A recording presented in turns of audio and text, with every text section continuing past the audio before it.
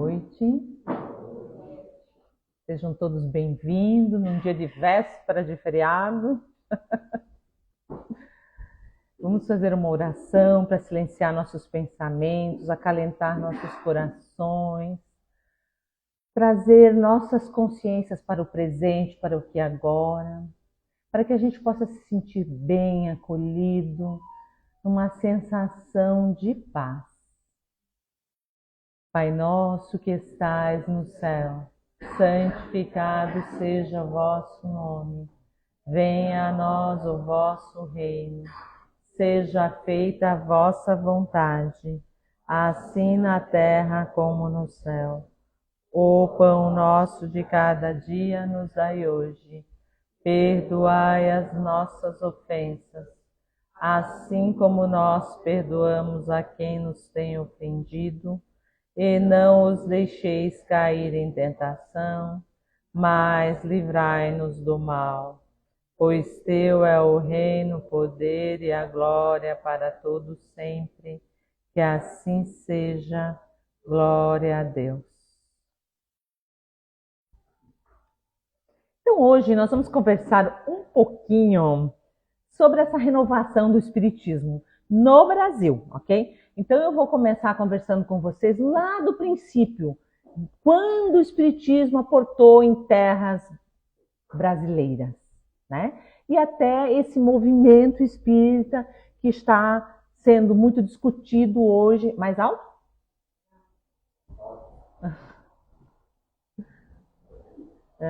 Esse movimento espírita através desse censo que diminuiu a quantidade de espíritas. Nós vamos conversar sobre isso num contexto, mas eu vou começar falando com vocês sobre esse primeiro centro espírita que nasceu em 17 de setembro de 1865 em Salvador. Tá? Então, em volta de uma mesa de madeira, iluminados pela chama dos lampiões, homens compenetrados invocavam a presença dos mortos. Era a primeira vez que o grupo de intelectuais baianos comandava uma sessão mediúnica. Acreditavam que podiam fazer contato com os espíritos, estavam atentos a ruídos, movimentos fora do comum. Naquela mesma noite de 17 de setembro de 1865, os escritores, professores, militares, magistrados ali reunidos haviam fundado o primeiro centro espírita. Lembra a data? 1864. Kardec ainda era vivo. Kardec desencarnou em 1969, né? 4 anos depois. Então, vocês vão ver mais à frente que eu vou citar que Kardec cita o Brasil como da expansão do espiritismo.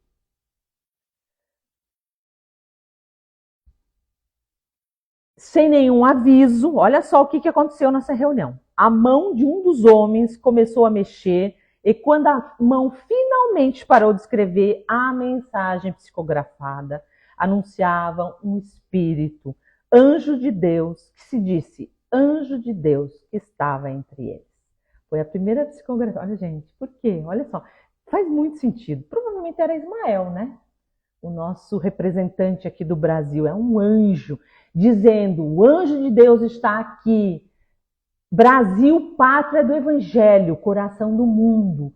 O berço espírita, aonde ia iniciar todo esse movimento. Aonde a esperança ia ser entregue às pessoas.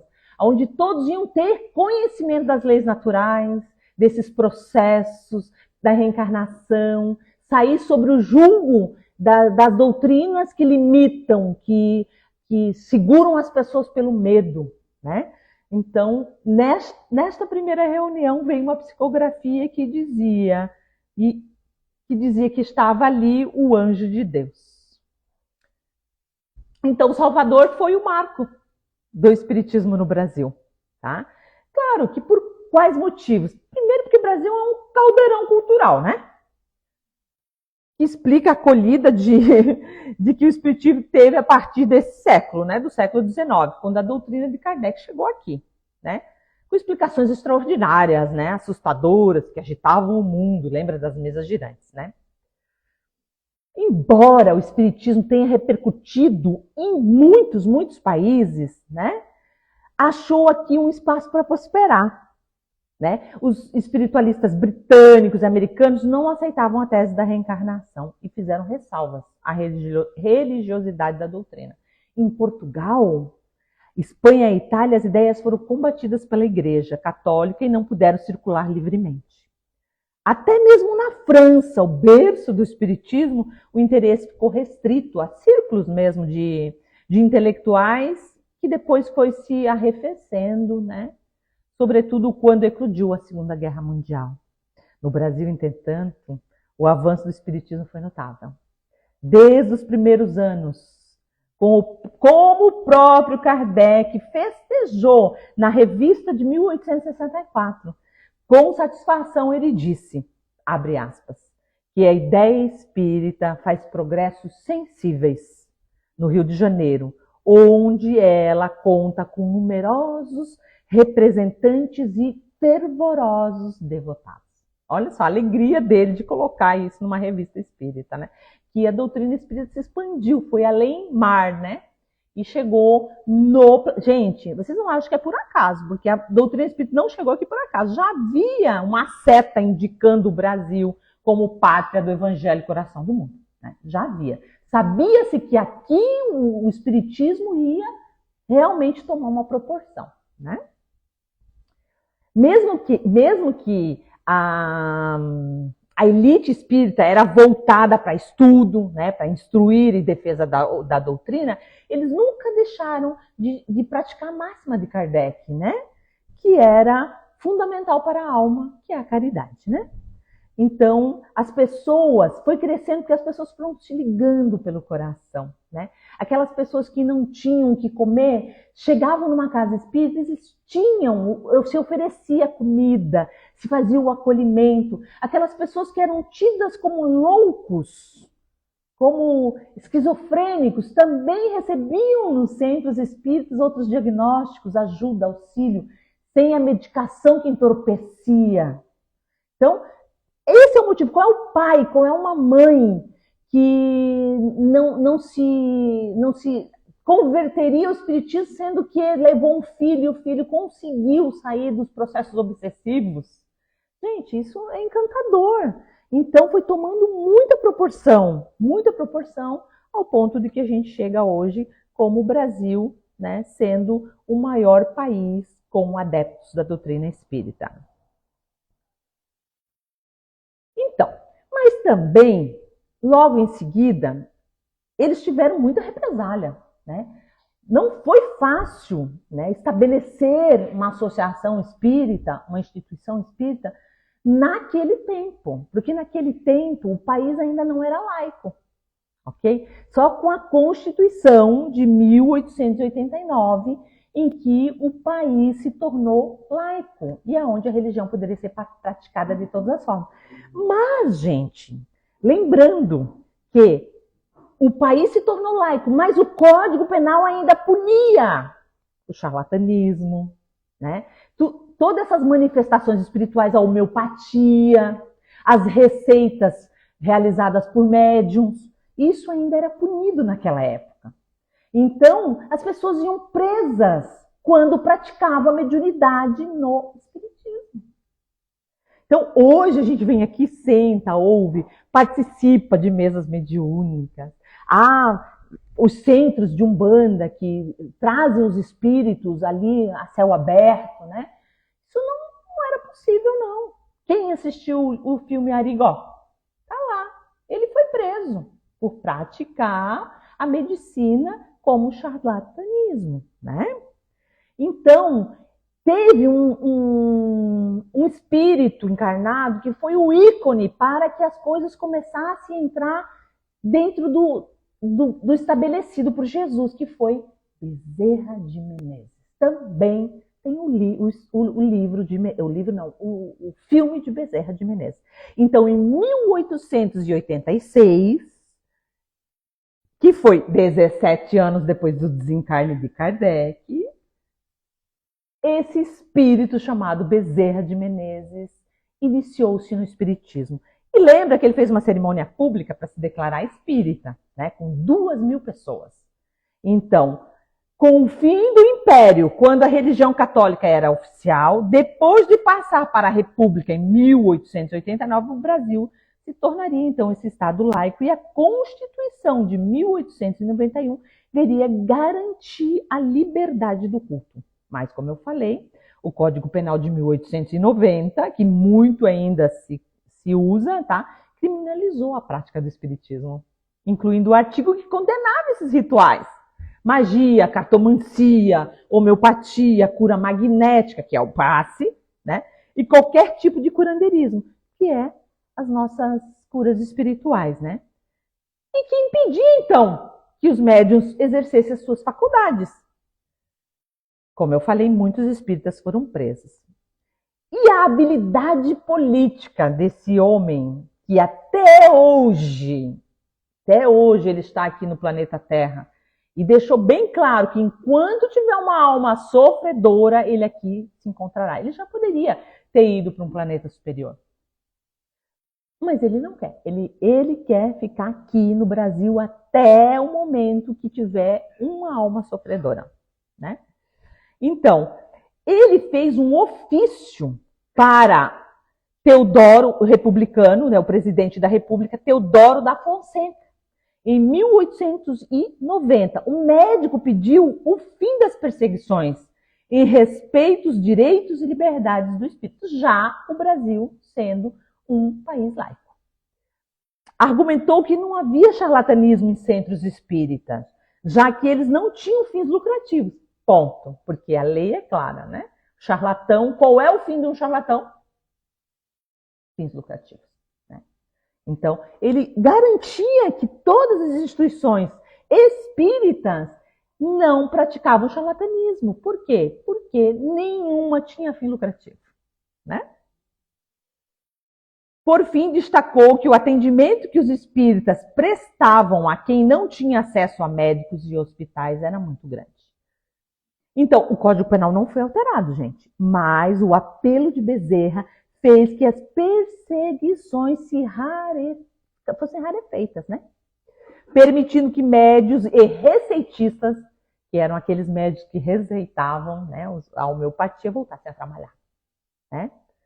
Então a gente consegue perceber a batalha vivida pelos espíritas no princípio? Não foi fácil, não. Ninguém na época podia dizer que era espírita, tá? Pois já era perseguido, condenado. Né? Foi muito difícil essa batalha. Eu já conversei com pessoas que foram desse tempo, não de 1800, né? Mas filhos e netos, né, dessas pessoas, e diziam que na escola eles não podiam se identificar como espíritas. E nos dias de catequese na escola, essas escolas que são católicas, evangélicas, adventistas, eles não ficavam na evangelização, eles tinham que ficar fora. Pode ser. O meu sogro falou, não, mulher, sai, que as pessoas não... A liberdade vem da minha mãe, que quando eu era criança, já frequentava. Né? Sim. Mas ainda tem tabu ainda. Sim, imagino. Imagino. Então, esse mês, nós fomos surpreendidos com um censo realizado em 2022 que apontou um declínio nos adeptos do espiritismo, que passou de 2,2% da população para 1,8% dos brasileiros. Então, isso vem preocupando muitos espíritas. Por que motivo isso está acontecendo? O que está acontecendo? Será que o movimento espírita está engessado? O que está acontecendo que a gente está perdendo adeptos, né? Então, assim, pode se levantar várias questões. Eu, particularmente, vejo o crescimento da Umbanda muito maior.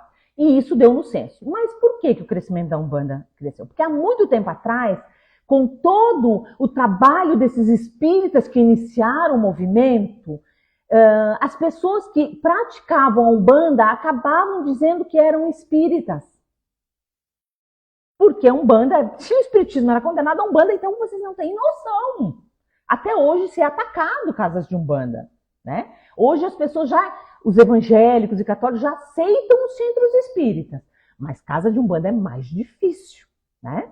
Porque não conhecem, porque ignoram, porque são preconceituosos e várias outras coisas que podem acontecer, ok? Então, essas pessoas no censo de 2022 declararam-se umbandista. Então, houve um aumento muito grande da umbanda e, consequentemente, um declínio do espiritismo. Mas essas pessoas que se declararam umbandista, provavelmente no censo anterior, se declararam espíritas. E aí houve esse declínio. É uma das opções, né? É uma das opções. E o segundo é realmente esse engessamento, né? Não vou aqui entrar em casas federadas ou não federadas. Não é que eu não estou aqui para atacar ninguém, né? Mas discorrer sobre algumas questões que vêm afastando as pessoas das casas espíritas. A primeira, que eu acho de grande relevância, é quando você adentra numa casa espírita, geralmente não há uma recepção. É tudo muito frio, as pessoas não acolhem, né? Se você vai em casas mais antigas e ortodoxas, aquelas pessoas as panelinhas das dirigências, eles já sabem que está tudo certo e tal, então eles não chamam as pessoas, não acolhem, não trazem para próximo. Foi uma das características que a gente mudou na nossa casa. Aqui todas as pessoas que entram aqui na nossa casa, elas são bem-vindas, a gente abraça, a gente quer saber qual é a dor dela, a gente acompanha a vida dela. Claro que nós somos uma casa pequena, eu não sei um dia que essa casa crescer muito, que a gente possa não conseguir. Nós vamos tentar sempre estar em contato com as pessoas que frequentam a casa, né? Outra coisa de grande importância, que as pessoas estão correndo das casas espíritas. Por quê? Porque as pessoas estão com a mediunidade ostensiva. As pessoas estão num momento de mudança planetária em que está tudo muito, mas muito intenso. As energias do planeta estão vibrando. A psicosfera está negativa.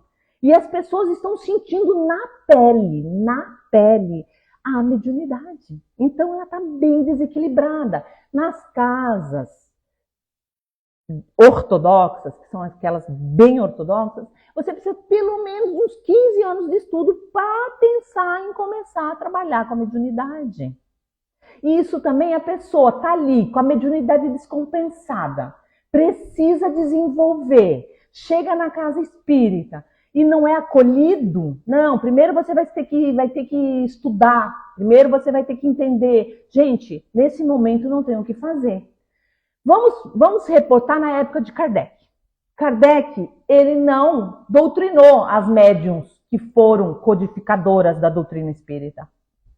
Elas apareceram, elas não tinham estudo nenhum. Ele codificou todos os livros espíritas dele com médiuns. Médiuns que não tinham estudo nenhum, nem sabiam o que elas tinham. É lindo, louvável, nós temos a doutrina para ser estudada e ela clarifica, ela engrandece, ela traz muito conhecimento. É importante a gente saber ter a teoria antes da prática. Mas nós estamos num momento planetário que não tem mais como. Nós não podemos esperar pessoas ficarem prontas. E eu dou um exemplo aqui da nossa própria casa. Porque se nós esperássemos pessoas prontas, a gente não está com a casa aberta. Porque aqueles que têm anos e anos de doutrina espírita não se manifestaram para nos auxiliar. A gente teve que começar com aquelas pessoas disponíveis, que tinham interesse em estudar. Eu não estou aqui fazendo apologia de que as pessoas não precisam estudar. De jeito algum, porque Kardec é bem claro, instruir-vos. É muito importante isso. Mas das casas espíritas abrirem um pouco para essa juventude. Eles não vão vir prontos. Mas eles estão também com as mediunidades exacerbadas, desequilibradas, e precisam estudar. E o que acontece? A doutrina de Umbanda, a Umbanda, acolhe todas elas. Você não precisa fazer um estudo de 20 anos para ser umbandista. Ok? Então, isso também está afastando a juventude dos centros espíritas, porque se torna monótono. Ok? Então, tudo isso tem que ser levado em conta. né? Para que a gente não perca os nossos adeptos, para que a gente possa acolhê-los da forma como eles chegam. E desde que eles tenham interesse em estudar, em crescer, em evoluir, em se tornarem homem de bem, que é o principal. A doutrina espírita está aqui para nos ensinar a sermos homens de bem. E para sermos homens de bem, a gente tem que se colocar à disposição. A gente tem que trabalhar no bem, a gente tem que fazer a caridade. Mas muitos desses movimentos espíritas são muito burocráticos. Então eles colocam tanta burocracia que quando se chega às pessoas, elas desistem. Meu Deus, eu preciso fazer tudo isso para trabalhar aí, é? Mas o que eu preciso fazer para trabalhar aí? Desiste e vão embora, né? E aí complica. Então, também pode ser uma possibilidade dessa evasão, né? De espírito. Eu ainda acredito que seja essa parcela da Umbanda que se declarou umbandista, tá? Eu acredito que seja isso, tá? Mas a gente tem que modernizar. A gente tem que evoluir. Nós temos, sim, tá? Que trazer mais leveza. Não trazer tanta barreira que a pessoa acaba desistindo, né? Então, isso para mim foi uma das características desse censo, né? E eu tenho aqui também, né, de uma revista espírita que fala de um moço, para vocês verem o engessamento, tá? Principalmente desses espíritas mais antigos, que diz assim, ó, pureza engessada, falando sobre o espiritismo. Seguem fatos lamentáveis.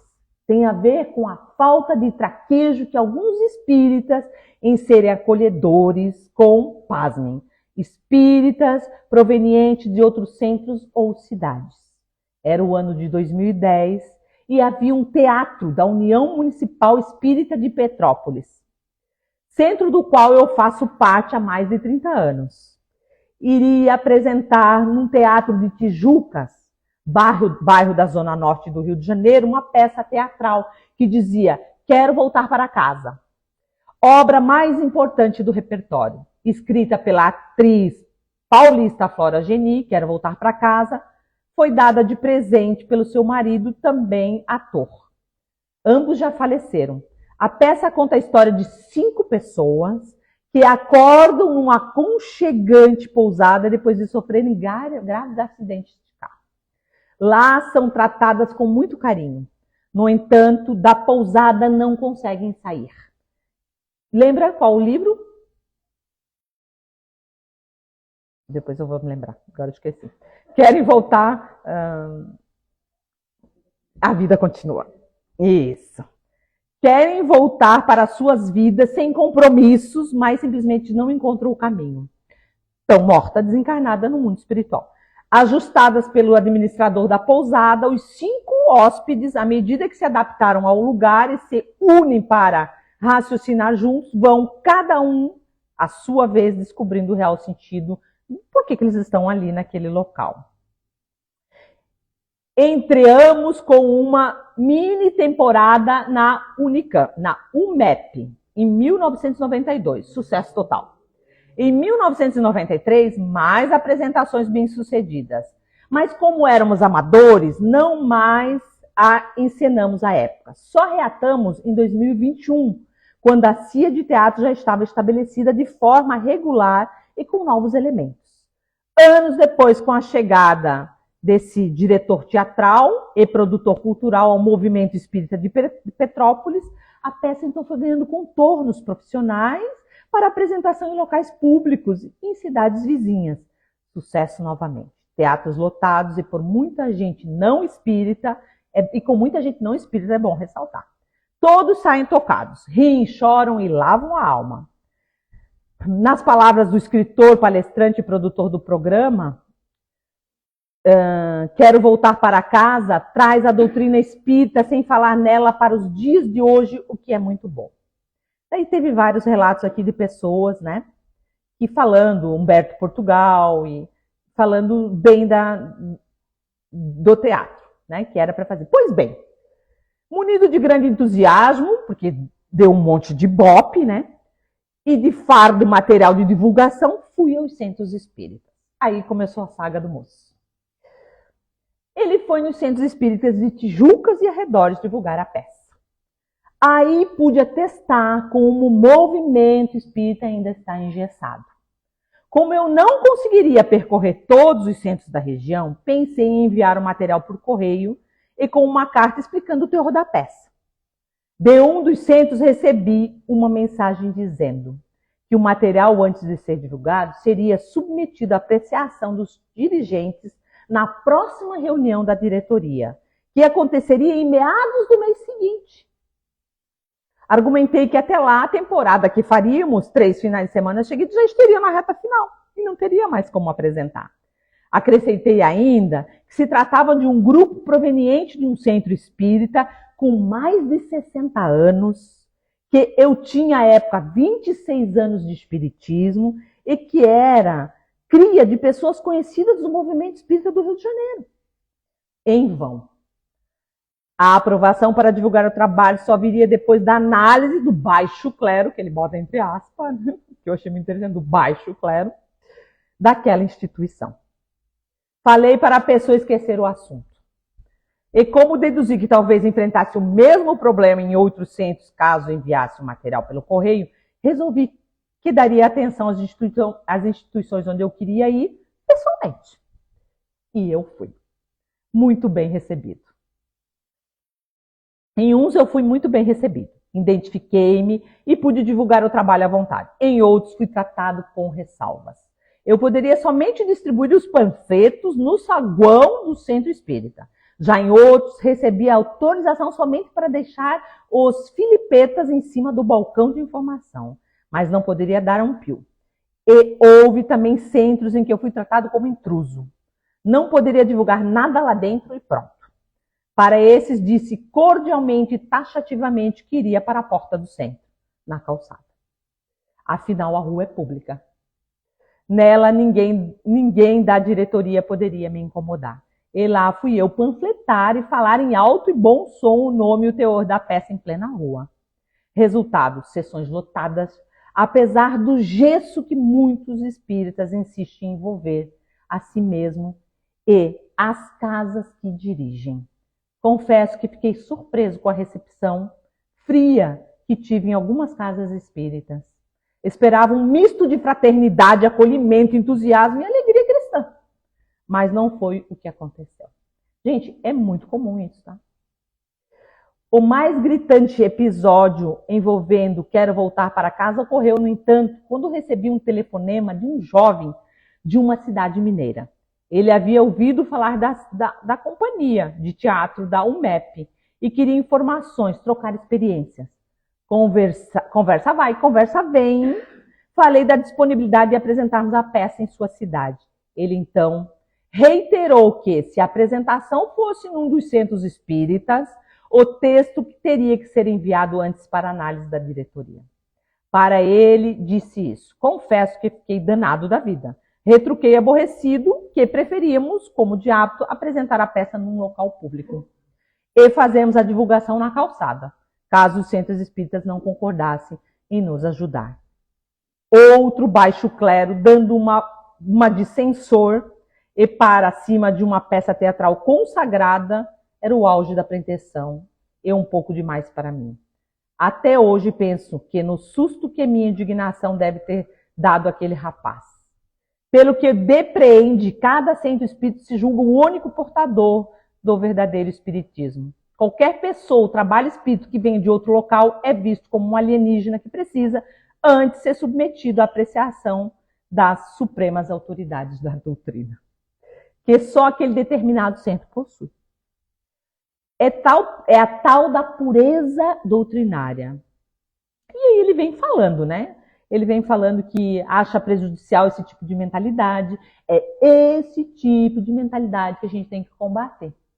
A gente tem que abrir para novas ideias. Desde que, claro, elas não destoem do Pentateuco, a gente tem que abrir. Olha, dificilmente a gente acolhe as pessoas, alguém... Por exemplo, aqui na nossa casa, gente, a gente teve um palestrante aqui que era um pai de santo. Ele veio aqui, falou da doutrina dele, falou como era no centro espírita dele, e nós acolhemos a casa cheia e tá tudo certo. A gente precisa fazer essa troca. Tu acha que eu não gostaria que um padre viesse falar aqui? Um evangélico, um pastor? Claro que sim, eu jamais fecharia as portas. Ou um escritor autônomo que não é lisonjeado pela FEB, que escreveu o seu livro, tem as ideias dele, e ele vem aqui, a gente já deu abertura para escritor aqui independente. Né? A gente acolhe as pessoas que chegam de outro centro espírita para dar a sua palestra. Aqui mesmo nós vamos ter uma palestra logo do seu Carlos, que também veio, eu não pedi o currículo dele. Okay? Porque aqui a gente tem que ter um microfone livre. Claro que não para barbaridade, né? Desde que seja dentro da doutrina espírita, ou se é fora da doutrina, que a pessoa diga, olha, eu sou pastor e eu venho aqui trazer o que a minha igreja fala a respeito disso. Desde que não seja para atacar, né? Tá tudo certo. Gente, nenhuma igreja, nenhuma instituição religiosa pode colocar Deus dentro de uma gaiola como exclusividade daquele templo. Deus está em todas as religiões. Evangélica, católica, umbandista, quimbanda, todas. Sabe? Isso está ficando chato já. Né? A gente tem que se unir. A religião do futuro vai ser o amor. O amor. Claro que a gente vai ter as bases da doutrina espírita no sentido das leis que são naturais e imutáveis.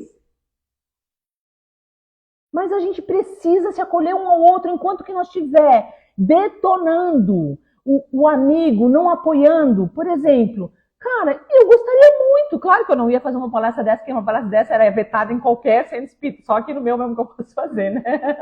Se eu fosse fazer em qualquer outro, eles já estavam me vetando, né? Mas aqui, como eu sou a presidente da casa, eu vou falar, né? O microfone está aberto para mim.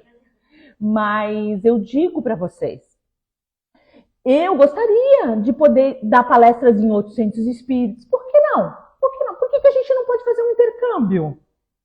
Porque nós não somos inimigos. Nós somos irmãos em fé. E isso eu acho muito lindo nos evangélicos. Os pastores, eles vão em todas as casas, são tudo amigo. Entende? Por que não? Por que a gente não pode fazer uma corrente? Todos juntos? Porque a gente tem o mesmo objetivo, que é acolher, que é auxiliar as pessoas, que é dar esperança. Mas aí a gente bate no ortodoxo, né? No conservadorismo, né? Das pessoas que acabam se perdendo, né? E acho que até Kardec daria umas voltas no túmulo dele, se ele visse como que se encontra, né? Então, o movimento espírita, ele não está desaparecendo de jeito nenhum, mas sim passando por transformações. Nós vamos ter que transformar, né? E adaptações. Embora tenha havido um enfraquecimento na França, seu local de origem, aliás, nem decolou, né? O espiritismo tem florescido e se desenvolvido de maneira significativa em todo o Brasil e em outros lugares, né? É verdade que, após a morte de Kardec, houve um declínio na França, houve, né? Com a perda de algumas instituições, enfraquecimento das suas bases. Mas, no entanto, o espiritismo continuou a se expandir em outras regiões, como o Brasil, onde se tornou uma doutrina amplamente difundida, né? Então, só que a gente tem que entender que o espiritismo não é um movimento monolítico, tá? Existem diferentes vertentes, interpretações da doutrina, com grupos que buscam se aproximar mais dos ensinamentos originais do Kardec e outros que desenvolvem abordagens próprias, como a Umbanda, né? Que incorpora elementos espíritas, católicos, o sincretismo, né? E religiões da África. O que se observa, então, portanto, não é um desaparecimento do movimento espírita, mas sim uma diversificação, tá? E adaptação da doutrina em vários contextos, culturais, sociais, né? Então ele não está desaparecendo de jeito algum, mas sim transformando-se mesmo, se adaptando, né, a diferentes realidades, com o Brasil, como o Brasil sendo um dos principais centros de desenvolvimento dessa doutrina. Então, quando vocês ouvirem qualquer pessoa falar do censo, gente, muito provável é que os umbandistas resolveram reconhecer a sua religião, certo? Isso não define tudo que eu estou dizendo aqui, porque realmente nós precisamos abrir as portas, né? A gente precisa, o movimento espírita precisa trazer os jovens, precisa ser menos ortodoxo, menos burocrático, olhar o humano como um espírito em evolução, né? Como um espírito que às vezes vem até pronto do mundo espiritual. Então, haverá mudanças, porque se não houver mudanças, vai se perder muitos adeptos. Mas aqui é o terceiro centro desde que eu cheguei no Blumenau, que é onde eu vou ficar literalmente. Mas assim, o primeiro, inclusive, eu me sentia literalmente nada. Tipo. Depois a gente conversa sobre isso, tá? Tá. Então tá. Então é isso que eu tinha para dizer hoje, tá bom? E vamos focar, né, na nossa mudança, né? Sem julgamentos, cada um está no processo de evolução e que a gente possa trazer mais os jovens para dentro da casa dos espíritos, que é o futuro, né? É o futuro. Então vamos fazer uma oração.